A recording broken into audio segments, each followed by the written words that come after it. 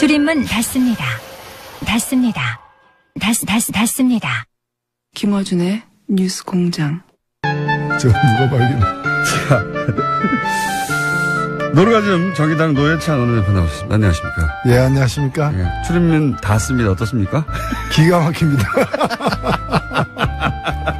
지하철 탈 때마다 들을 수 있는, 예. 예. 지하철 공사에서 의문을 제기하는 거죠. 예, 출입문도 절규한다.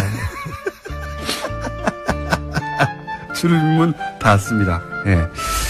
저희가 이 정도입니다. 곳곳에 숨어있는 닫습 비밀을 밝혀내는. 무엇보다 어제, 대한민국 국민 중에, 극히 일부만 참여했던 청와대 영빈관, 만찬에 다녀오셨잖아요. 예. 예. 영빈관, 만찬. 그래서 제가 여쭤볼 게 많았었는데 식사를 못 하시고 나오셨다고. 아, 예. 제가 어제 그 노무현재단 강연이 원래 몇 달 전부터 예정돼 있어서 예. 만찬 도중에 나갈 수밖에 없는 걸 양해를 구했어요. 청와대 측에. 근데 어제 정상회담이 길어지는 바람에 만찬이 30분 늦게 시작한 거예요. 아. 그래서 제가 앞에 뭐 인사는 다 했는데 밥 나오기 전에 나왔습니다. 보리차만 마시고 나왔습니다. 보리차만 마시고. 아까운 기회를 놓치셨네요. 예, 뭐, 그래도 뭐, 예. 그럼 물어볼 게 없네. 그럼 만찬하게 앉아 계시다 그게 나오신 거잖아요. 보리차 마시고. 예. 아니, 그 앞에 이제, 오랜만에 보는 분들 많이 이제, 인사도 나누고 이제 그런 건 다 했죠. 그런 거가 중요한 게 아니지 않습니까? 밥을 먹고, 맛이 어땠나부터 시작해가지고, 음식은 똑같은 거 먹었을 거 아닙니까? 만약에 먹는다면, 그죠? 트럼프 대통령이 먹는 거나, 그렇겠죠? 설마? 보통 그런데, 예. 그렇죠. 예. 아깝네요. 괜찮습니다. 뭐. 어제 있었던 정상회담의 전반적인 뭐 평가를 한번 해보시자면요. 예, 미리 조율을 많이 했던 것 같습니다. 예, 그거는 그냥 이루어진 일이 아니거든요. 그렇죠. 예. 그리고 제가 뭐 그 전에 이 정부 관계자들 만나서 얘기 들을 때도 이제 그런 좀, 의도나 이런 계획들을 들었는데, 예, 정상회담이 굉장히 중요한 하나의 고비예요. 그렇죠. 여기서 또 트럼프 말폭탄 터뜨리고 하면 난리 나는 거죠, 우리도. 그래서 상당히 이렇게, 자극적인 말을 갖다 안 하게 한다거나 또는 북핵 문제에 대한 언급, 북한에 대한 언급 또는 중국과 관계 또는 우리하고 일본의 특수관계에 대한 이해 이런 점에 관해서 좀 보이지 않는 그런 선에서 상당한 작업을 해온 결과가 어저께 드러난 게 아닌가 이렇게 보여집니다. 그런 우려되는 지점들에 대한 논의가 오랫동안 있었군요. 그래서 이제 우리가 보기에는 문제될 발언들이 전혀 안 나온 거의 없었다고 봐도 과언이 아닌데 사실은 코리아 패싱 없다는 발언이 국내 정치적으로는 의미가 있겠죠? 그렇죠. 이 코리아 패싱이라는 게 사실은 이게 우리 역사에서 코리아 패싱 대표적인 걸 얘기하라면은 1953년 한국 전쟁 중에 미국이 이승만 정부를 따돌리고 북한하고 이렇게 협상해가지고 휴전해버린 거예요. 휴전 협정 당사자가 아닙니다 우리가. 이게 말도 안 되는 전형적인 이제 코리아 패싱이고 이제 그래서 이승만이 반발해가지고 방공포로 석방하고 막 이렇게 한 건데. 절대적인 코리아 패싱이죠 사실. 그랬던 거죠. 전쟁하다가 협정을 맺는데 어떻게 당사국을 뺍니까? 맞습니다. 근데 이제 지금에 와서 코리아 패싱이란 거는 이 한반도 문제를 해결하기 위해서 한국을 빼고 미국과 북한 또는 뭐 이런 건데 그럴 상황이 전혀 아니거든요. 오히려 우리가 이제 그런 평화 병행론을 주장하고 미국은 그거에 대해서 현재 트럼프 정부는 별로 선택하지 않고 있는 상황인데 이 코리아 패싱은 보수 야당들이 문재인 정부를 갖다가 공격하기 위해서 그런 프레임이죠. 그 외교를 잘못하고 있다라고 해서 코리아 패싱이라고 근거 없이 얘기해 왔던 건데 그게 별로 사실이 아니라는 게 이번에 트럼프에서 확인된 거죠. 국내 정치적으로 이제 그 얘기하면 뭐 트럼프 발언을 계속 들이대면 될 것 같고 또 한 가지 이제 많이 논의되는 게 이제 미국은 무기를 팔고 우리는 대화로 하겠다거나 혹은 코리아 패싱이 없다거나 탄도 중량 제한 합의를 받아냈다든가 이 계산서가 주고받은 게 이게 수익 타산이 맞느냐 우리 입장에서 이건 어떻게 평가하십니까?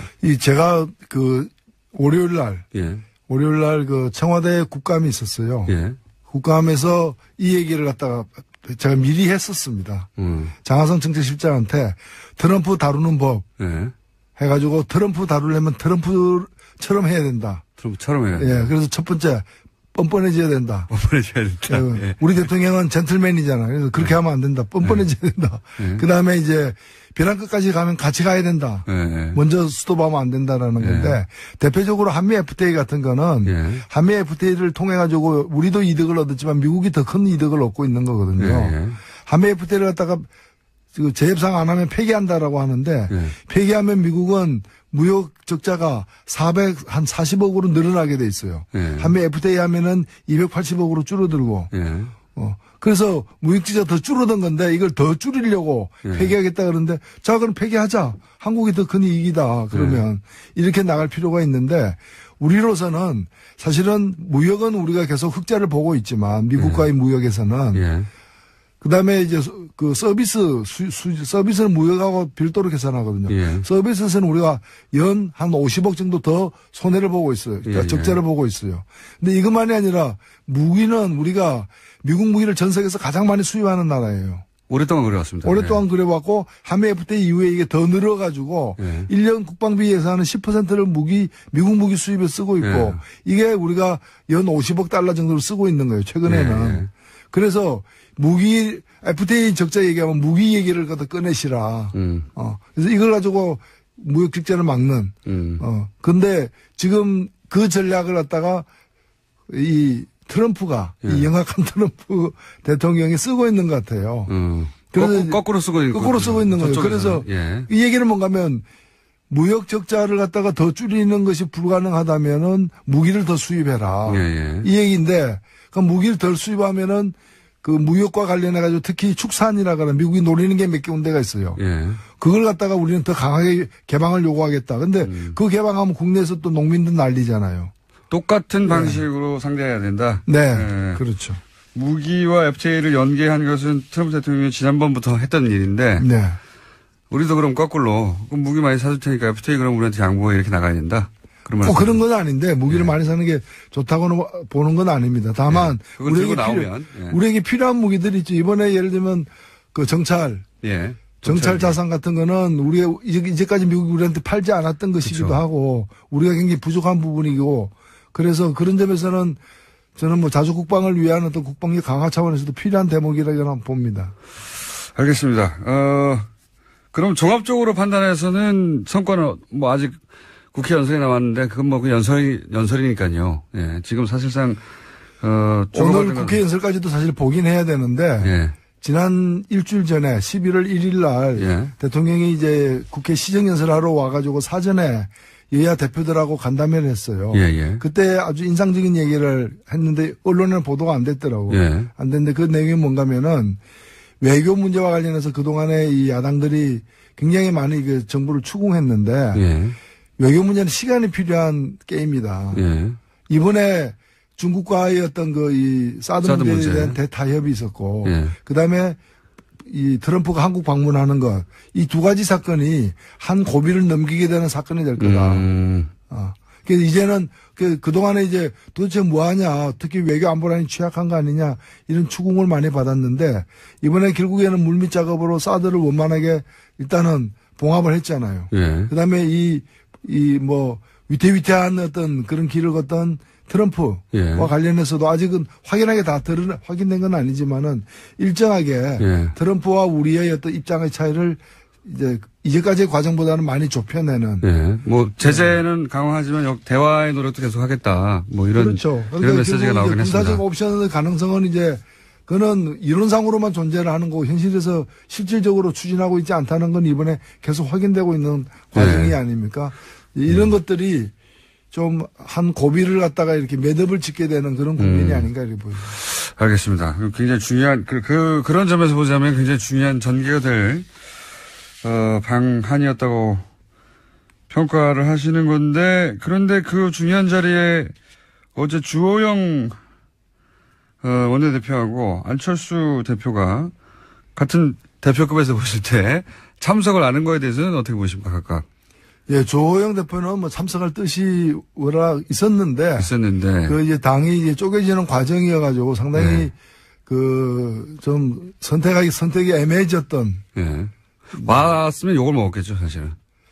네, 본인은 선의에서 참석하려고 했던 것 같고요. 네. 그래도 이제 국빈이 오는데 약속이기 때문에 가려고 했는데 그게 또 당내에서는 또 그걸 또 다르게 보는 시각도 있고 해서 거기서는 뭐 좀 난처했던 것 같습니다. 그렇죠. 탈당한 사람이 어딜 가냐 뭐 이렇게 얘기했겠죠. 예. 결국은 안 왔고 안철수 대표는 비행기표 그러니까 비행기 시간 때문에 그러니까 뭐 늦게 통보를 받아서 못 왔다라고 하던데 그건 어떻게 보십니까? 글쎄요, 뭐 그렇게 정치인 얘기하면 믿어야죠. 그럼 실제로는 일부러 안 한다고 보세요? 글쎄요, 한쪽에서는 뭐 테크니컬 파울이 아닌가. 테크니컬 파울. 이렇게도 보는데. 예. 테크니컬 파울. 근데 이제 정치는 일단 명분을 가지고 먹고 사는 직업이라서. 예. 본인이 이제 명분 내세우면 그걸 일단 인정해 줄 필요는 있습니다. 예. 믿지 않으시는 눈빛이네요. 테크니컬 파울. 자, 이런 건 어떻습니까? 지금 현재 바른정당, 자유한국당, 그리고 국민의당 모두, 지금 소용돌이 속에 있습니다. 우선 가장 먼저 바른정당 탈당 사태는, 어떻게 전개될까요, 앞으로? 종합적으로 볼 때. 추가 탈당은 있겠는가, 혹은 김무성 의원의 탈당을 어떻게 보시나 등등 기타. 어떻게 될 거라고 보십니까? 일단은 그림이. 명분이 본인들도 시인을 했더라고요. 명분이 없다. 큰 명분이 없죠. 비판을 사실. 많이 듣을 것이다. 이렇게 먼저 이렇게 시인을 죄송합니다. 하던데 문재인 정부의 폭주를 막겠다. 근데 그거는 명분이 안 되는 걸로 보이고 정확하게 하면 자신들의 폭망을 막겠다. 이런 얘기 같은데. 그래서 과연 폭망이 막아질지는 의문이고요. 저는 안타깝게 생각하는 게 보수 혁신의 하나의 아이콘이었습니다. 그리고 충분치는 않지만 앞으로 노력에 따라서는 보수 혁신의 중심이 될 수도 있는 그런 집단이 이제 바른정당의 어떤 존재 가치였는데. 그래서 기대치가 있었죠. 있었죠. 그런데 이게 아직 그런 뜻을 갖고 있는 분도 이제 유승민 대표를 포함해서 있지만 나머지 분들이 지금 탈당을 함으로써 보수 혁신의 가능성이 낮아졌다. 20명에서 일단은 11명이 된 거 아닙니까? 보수 혁신의 한국 정치에서 보수가 스스로 혁신할 가능성이 20%에서 11%로 낮아졌다. 몇 명 더 나가면 더 낮아질 거다. 어디까지 낮아질 거냐? 저는 한 5%까지도 낮아질 수 있다 이렇게 보여집니다. 그렇게 전망하시는군요. 그런 수치를 말하는 사람들도 있고요, 실제. 절대 떠나지 않을 사람 몇 명 쳐다보면 5명 정도 아니겠느냐. 그래서 저 5명이 될 것 같으니까 5%다 이렇게 생각합니다. 알아들었습니다. 그 정도는 제가.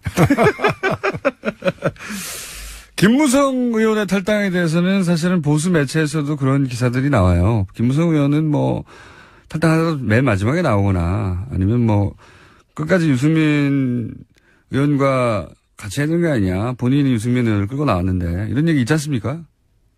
어떻게 보십니까?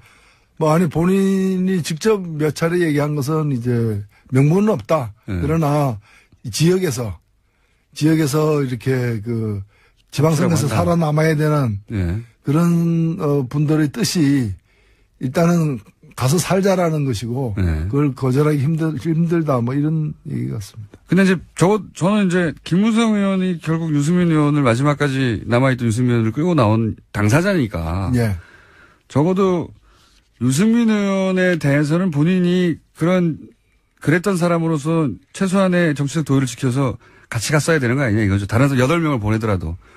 그게 물론 그렇게 이제 볼 수도 있는데 유승민 의원을 안 보는 거죠. 그러니까 노룩 컴백. 노룩 탈당이죠.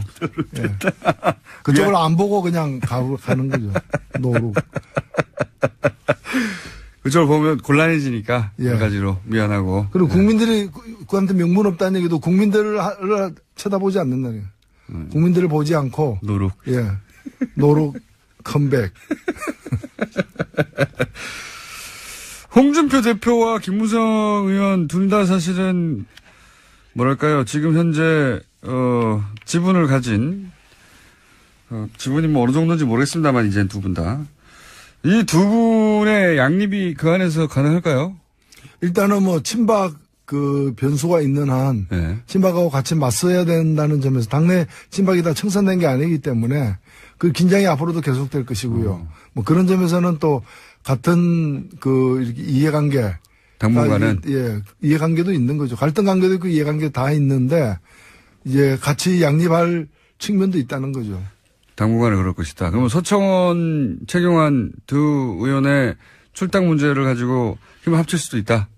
예, 뭐 출당이 그렇게 과연 쉬울지 불가능할 것이라는 얘기도 많이 하긴 하던데요. 의원총회에서는 예. 불가능할 것이고요. 예. 그다음에 정치적으로도 그 사람들 있어야 제1당도 노릴 수 있기 때문에 예. 숫자가 줄면 안 되니까. 그 사람 빠지면 아마 제1당이 쉽지 않을 거예요.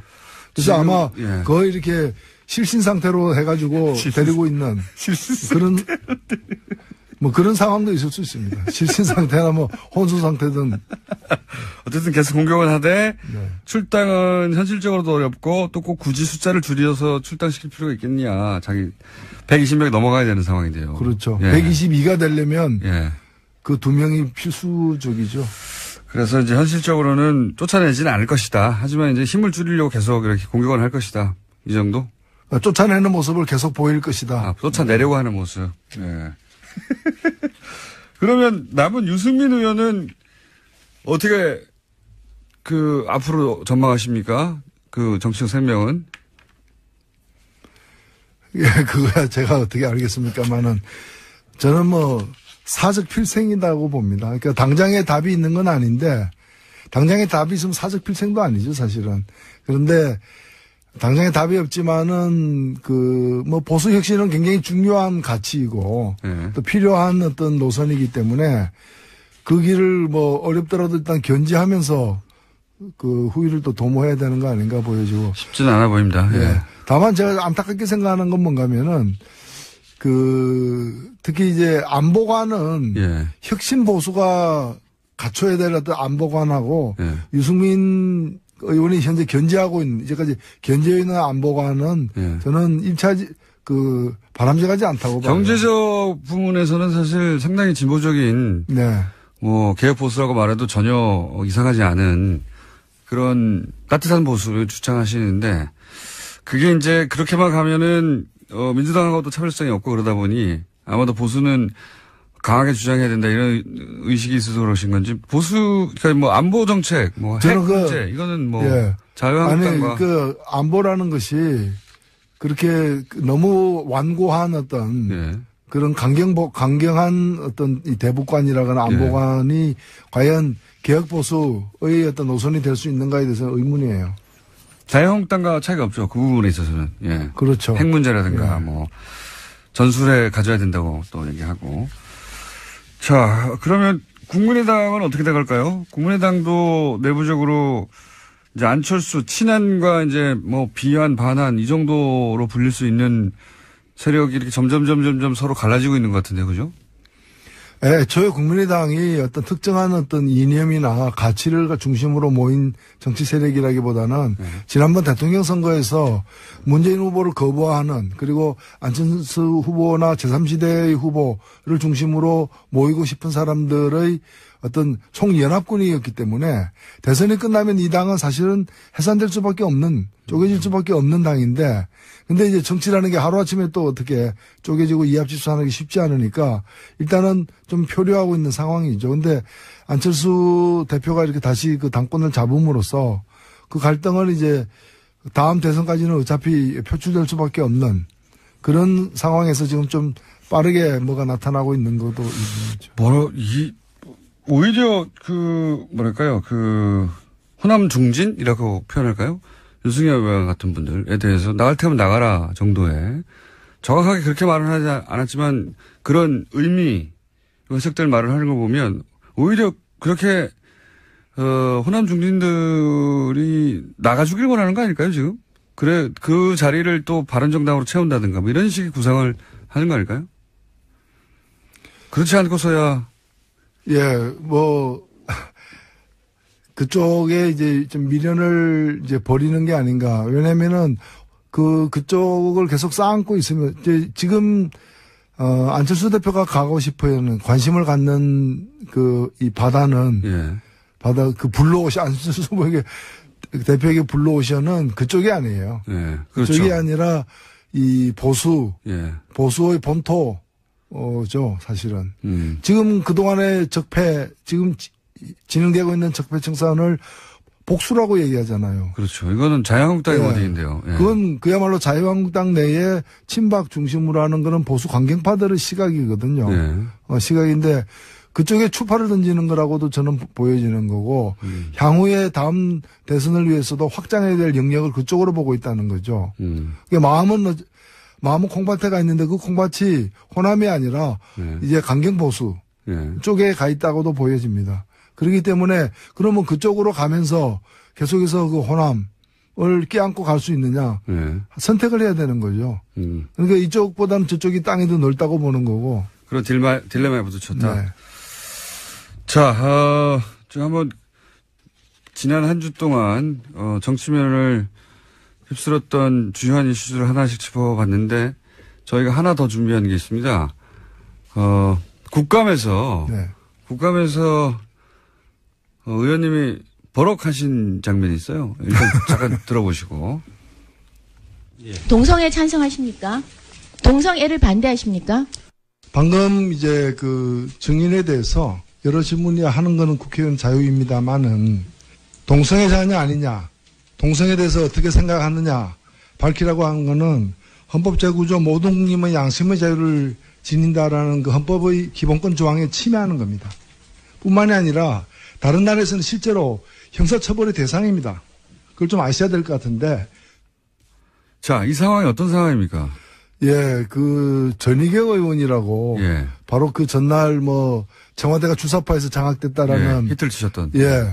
그런 이제 그 얘기를 해가지고 이분이 이제 그 다음날 이렇게 사보임 됐어요. 그러니까 교체가 됐어요. 예. 아마 그 발언에 그 파문을 갖다가 좀 그 걱정해서인지 빠졌는데 그리고 새롭게 들어온 분이 이제 김정재 의원이었죠. 근데 이분이 동성애에 대해서 좀 지나칠 정도로 동성애 정책에 대해서 자기 의견을 얘기할 수는 있는데 예. 당사자 국가인권위원장에게 동성애 찬성하냐 반대하냐 그리고 동성애 자를 갖다가 어떻게 생각하냐 이걸 갖다 계속해서 반복적으로 예. 강압적으로 이렇게 물어가지고 제가 그 자체가 인권유린이다. 헌법의 그 양심의 자유를 갖다가 침해하는 것이고 다른 나라는 그 자꾸 추궁하면 그 자체가 이제 처벌 대상이 된다. 뿐만이 아니라 국가인권위원회가 해야 될 일이 저런 질문 단속하는 일이다.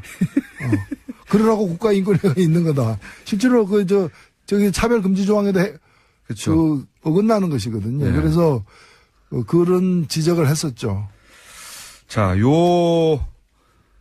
질의 과정에서 이제 문제 제기를 하고 컷을 하신 분이, 네, 노회찬 의원이었습니다. 그래서 저희가 한번 들려드렸고. 그런 일이, 국회에서도 이런 일이 계속 돌아가고 있습니다. 잘 안 알려져서 그렇지. 안 알려져서 그렇지.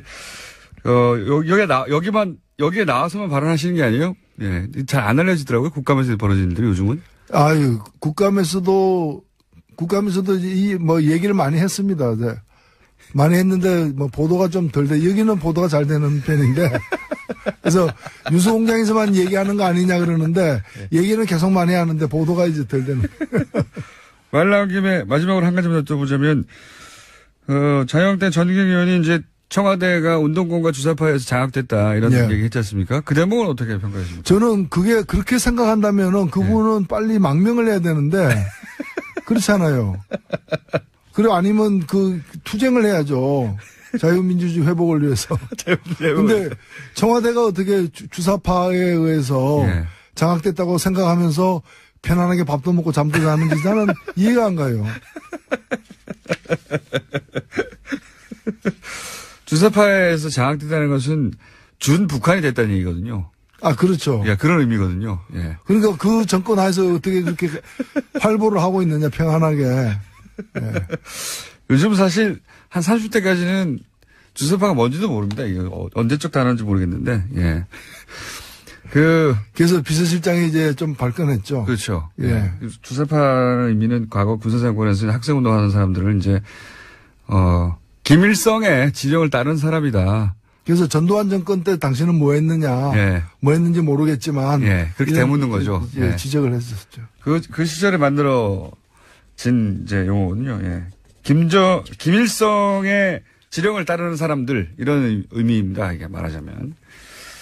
그렇다고 이제 공격을 하니까 발끈할 수밖에 없는 거고, 거기에 대해서 의원님은, 그럼 큰일 나는데 우리나라 망명해야지 어떻게 했냐고. 예. 고급스러운 디스였습니다. 자, 한 가지만 더, 시간 다 됐는데, 어제 이정미 대표가 나와서 그런 얘기 하시더라고요. 평상시에 노회찬 원내대표가 정말 말이 많은데, 요즘은 노루가점에 가서 터뜨리려고 평소에 말을 아낀다고. 그러고 싶은데 그게 안 되네요. 화요일 날 저녁에 JTBC 불러좀 거기 가서 또 얘기하니까. 꼭 화요일 날 부르시더라고. 네. 저 오늘 여기까지 하겠습니다. 지금까지 정의당 노회찬 대표였습니다. 감사합니다. 네, 고맙습니다. 날이 좋아서, 날이 좋지 않아서, 날이 적당해서 공장장과 함께한 모든 아침이 눈부셨다.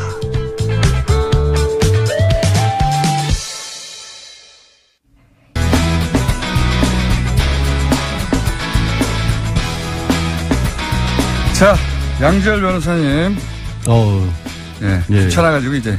그래도 이름도 불러주세요. 네, 양지열 변호사님. 예, 지난주까지 이름도 얘기를 안 하시더니. 근데 3분 나왔으니까요. 예, 3분 59초. 예. 근데, 예. 진짜, 제가 오늘 확인을 꼭 해보고 싶었거든요. 근데, 내가 내 입으로 이런 말을 할 줄은 몰랐는데. 11분 남았습니다. 예. 실물이 훨씬 낫네요. 예? 실물이 훨씬 낫네요, 진짜.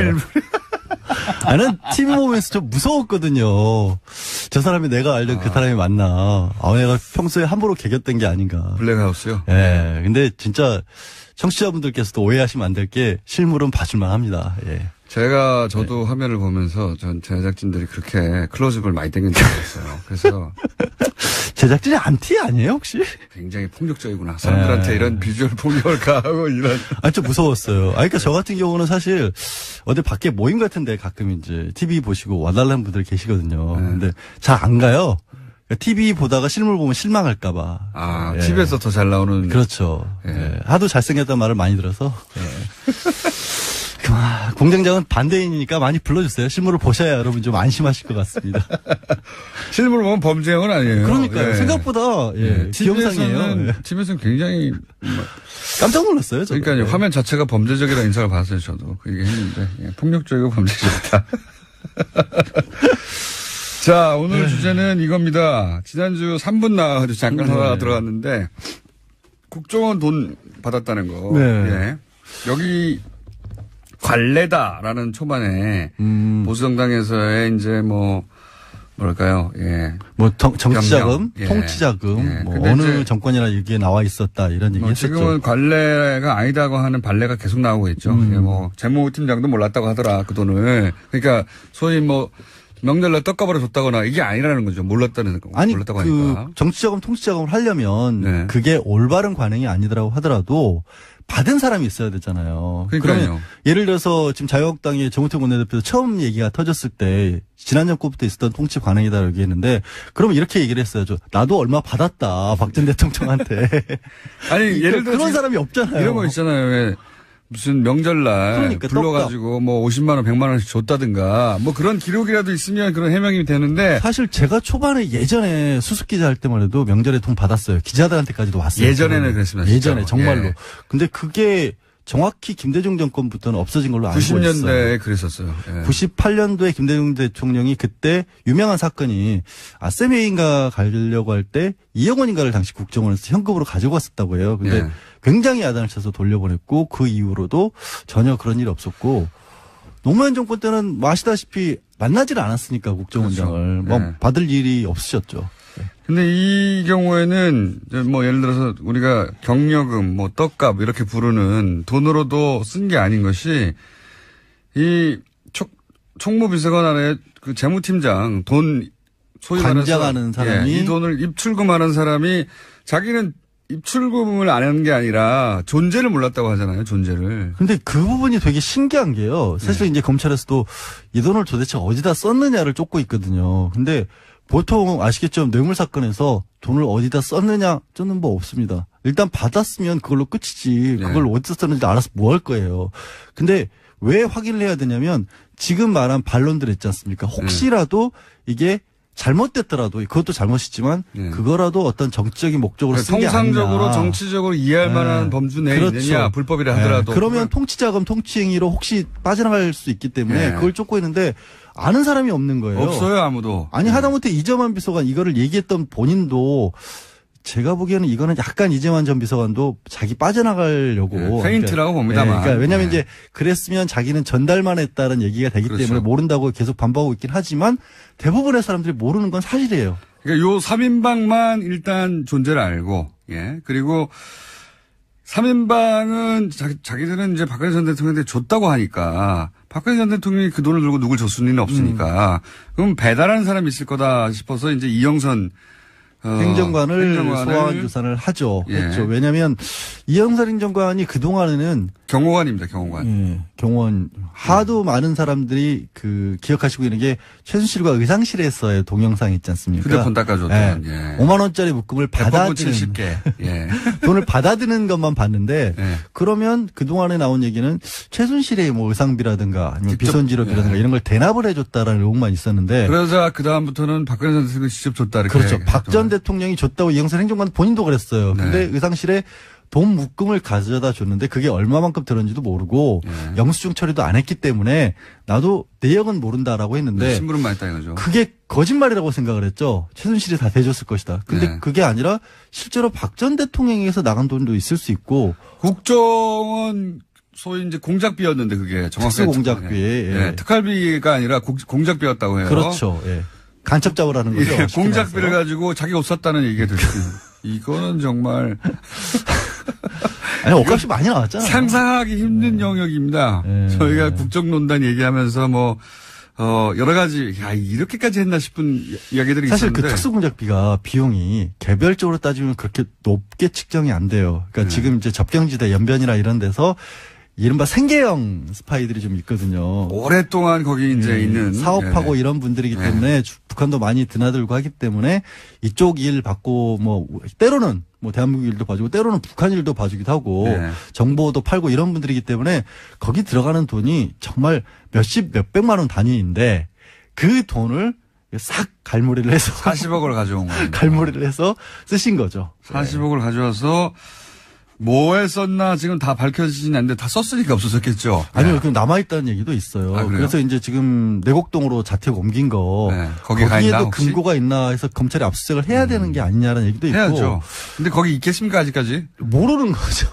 워낙 의외의 상황들이 많이 벌어졌으니까. 그리고 또 특이한 점은 일단 끊었다가 9월에 2억을 한꺼번에 가져와라.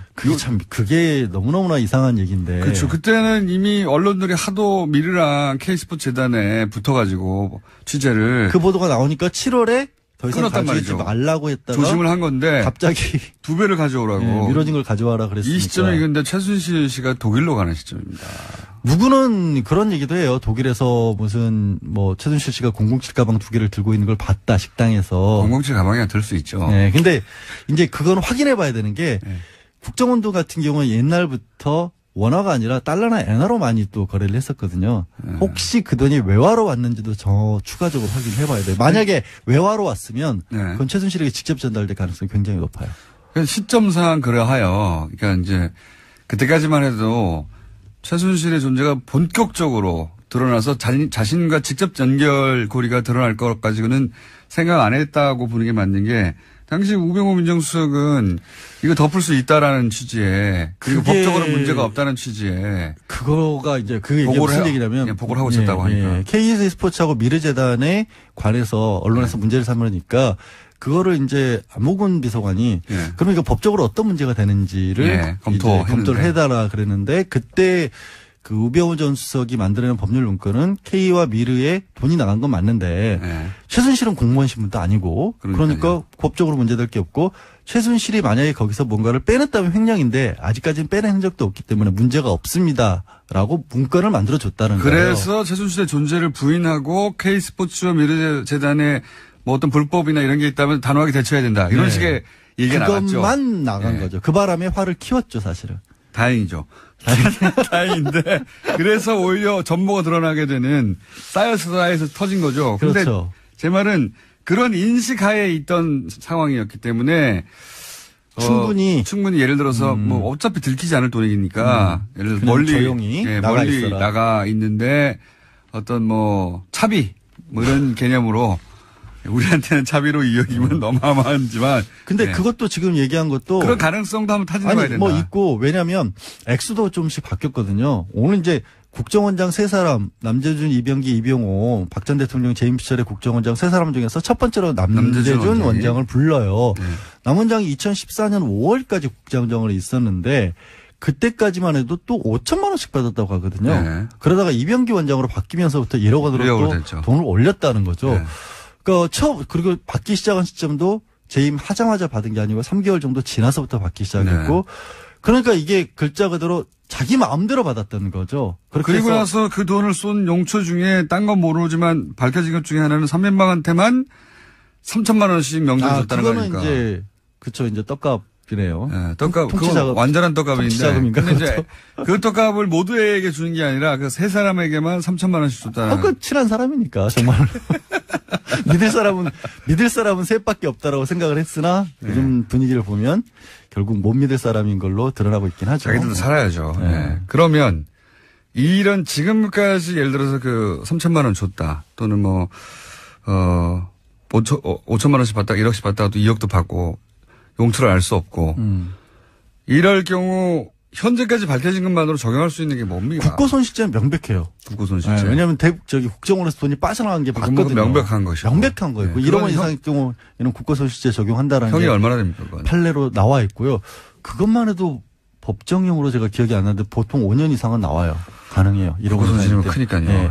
40억이면 뭐. 이건 뭐 어마어마한 돈이죠. 횡령죄 같은 경우에도 최근 경제사문 7, 8년까지 나오거든요. 근데 그것보다도 더 큰 돈이기 때문에 그것만 해도 확실하고 또 그 돈이 뇌물이 아니라고 할지라도 많이들 얘기하잖아요. 뇌물죄가 걸리면 뭐 끝장이고요. 이건 본인은 한 푼도 부정한 돈을 받은 적이 없다라고 했잖아요. 근데 국정원 돈 그렇게 받아갔다는 게 나왔기 때문에 그 부분에 있어서는 더 이상 변명의 여지가 없어진 거죠. 그러면 이 3인방에게 적용되는 혐의는 3인방이 이게 좀 애매해요. 그래서 아까도 이제 본인들은 어디서 썼는지도 모른다고 하는데 그렇죠. 본인들은 배달만 했다라고 하고 있고 근데 검찰에서는 뇌물수수 공범으로 보는 이유가 3인방도 문고리였기 때문에 이들을 통하지 않고는 국정원도 부탁도 못했을 것이다. 그러니까 대통령이 가지고 있었던 막강한 인사권이라든가 권한의 일부를 공유하는 관계였다. 그렇게 봐서 뇌물로 지금 보고 있는데 공범으로 보는 거군요. 법정에서는 좀 다퉈질 거예요. 그걸 알고 있으니까 이들도 우리는 용처를 모른다는 얘기를 하고 있고. 법률 검토를 했겠죠. 부르는데. 미리. 그렇죠. 당연히 했겠죠. 그거야 당연히 했겠죠. 지난번 3분 때문에 제가 오늘은 시간을 많이 드리고 말할 기회를 많이 드렸어요. 네. 다음 시간에는 이런 거 없습니다. 양지열 변호사였습니다. 감사합니다. 네, 고맙습니다. 내일 뵙겠습니다. 안녕.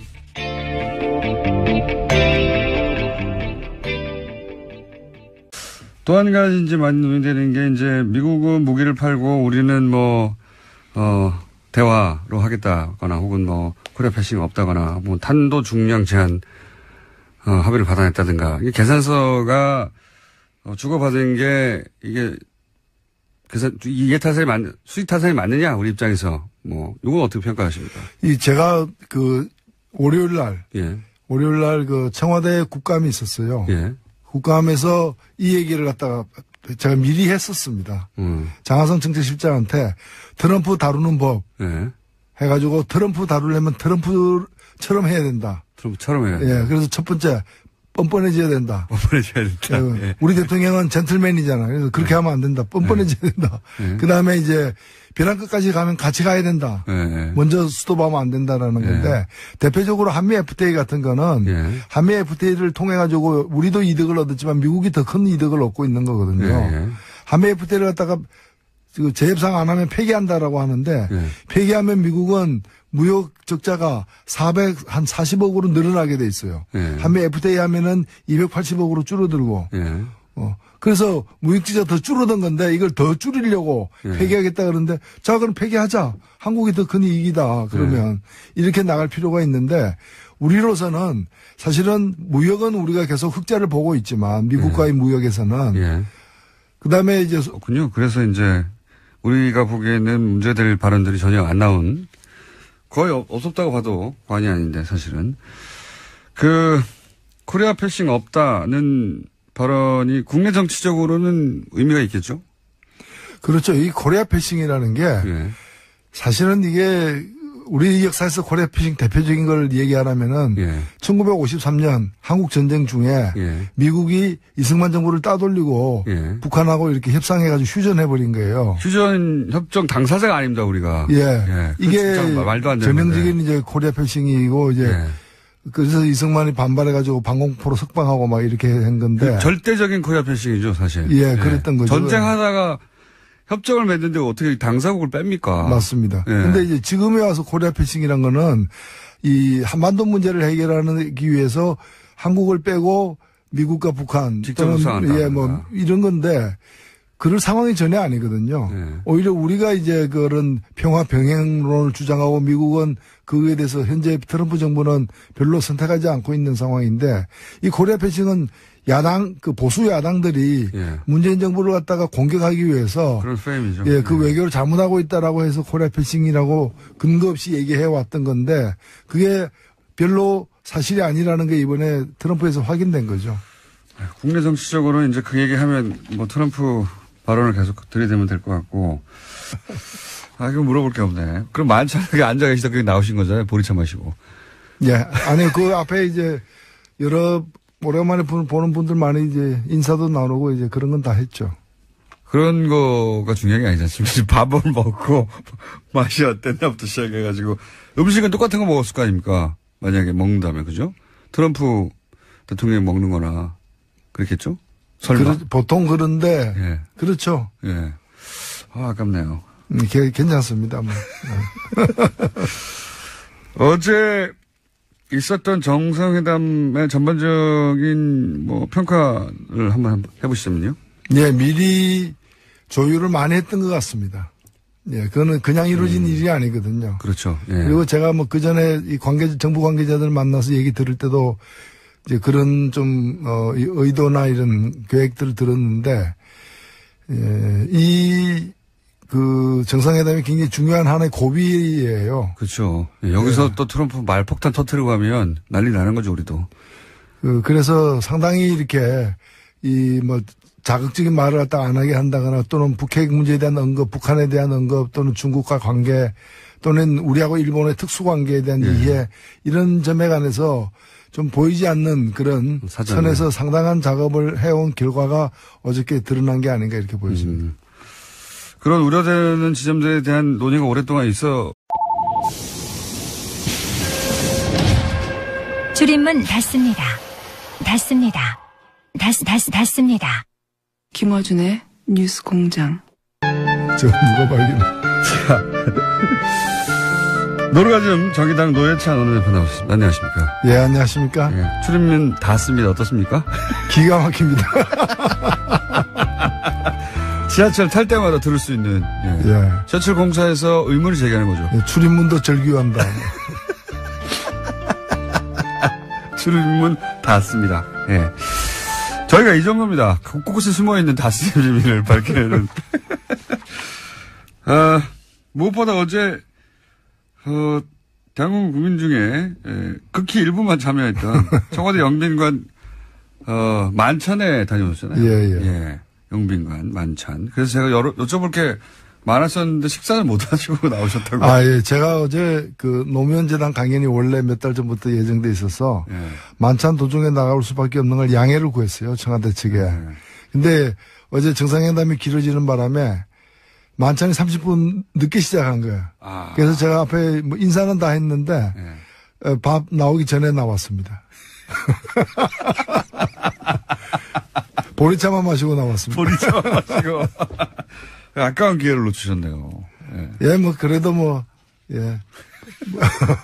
그 서비스는 무역하고 별도로 계산하거든요. 예. 서비스에서는 우리가 연 한 50억 정도 더 손해를 보고 있어요. 그러니까 적자를 보고 있어요. 근데 이것만이 아니라 무기는 우리가 미국 무기를 전 세계에서 가장 많이 수입하는 나라예요. 오랫동안 그래왔습니다. 오랫동안 그래왔고 한미 FTA 이후에 이게 더 늘어가지고 1년 국방비 예산은 10%를 미국 무기 수입에 쓰고 있고 이게 우리가 연 50억 달러 정도를 쓰고 있는 거예요. 최근에는. 그래서 무기 FTA 적자 얘기하면 무기 얘기를 갖다 꺼내시라. 그래서 이걸 가지고 무역 직전을 막는. 근데 지금 그 전략을 갖다가 이 트럼프가 이 영악한 트럼프 대통령이 쓰고 있는 것 같아요. 그래서 거꾸로 쓰고 있는 거예요. 그래서 이 얘기는 뭔가 하면 무역 적자를 갖다가 더 줄이는 것이 불가능하다면은 무기를 더 수입해라. 이 얘기인데 그 무기를 덜 수입하면은 그 무역과 관련해 가지고 특히 축산이라거나 미국이 노리는 게 몇 개 군데가 있어요. 그걸 갖다가 우리는 더 강하게 개방을 요구하겠다. 근데 그 개방하면 국내에서 또 농민들 난리잖아요. 똑같은 방식으로 상대해야 된다. 네. 그렇죠. 무기와 FTA를 연계한 것은 트럼프 대통령이 지난번부터 했던 일인데. 우리도 그럼 거꾸로 그럼 무기 많이 사줄 테니까 FTA 그럼 우리한테 양보해 이렇게 나가야 된다. 그런 건 아닌데 무기를 많이 사는 게 좋다고는 보는 건 아닙니다. 다만 우리에게 우리에게 필요한 무기들이 있죠. 이번에 예를 들면 그 정찰